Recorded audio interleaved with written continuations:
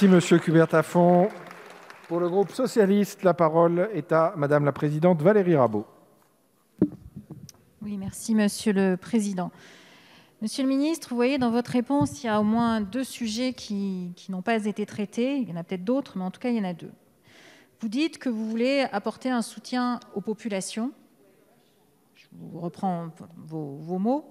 Le président de la République l'a dit aussi. Mais pour l'heure, la France a été spectatrice. Spectatrice face à des populations civiles qui ont été attaquées.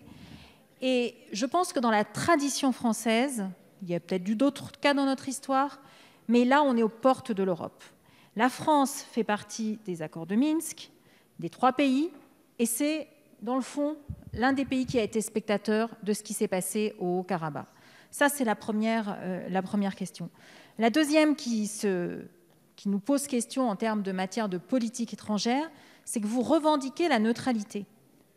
Or, dans notre histoire, dans notre grande histoire, la France a toujours su, ou dans de nombreux cas, porter une voix, c'est-à-dire refuser une neutralité qui est dangereuse. Et vous vous inscrivez, vous vous protégez, je ne sais pas comment il faut le dire, vous vous réfugiez derrière des accords qui ont été, qui ne sont des résolutions, mais des accords qui, quand on exclut un des partenaires des accords de Minsk, qui devient spectateur, on peut se demander quelle est la validité de cet accord.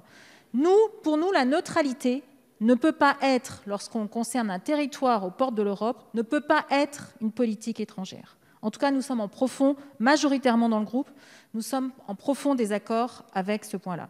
Nous regrettons que les Républicains aient souhaité faire de cette résolution, dans le fond, un patchwork avec beaucoup de choses, alors qu'il est toujours plus intéressant d'avoir un seul objectif, surtout quand on veut rassembler, créer un consensus.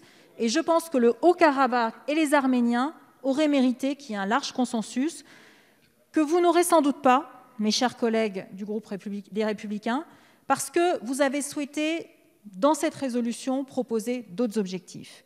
Au sein du groupe socialiste et apparenté, nous serons une très grande majorité à la voter néanmoins pour le Haut-Karabakh, pour les Arméniens.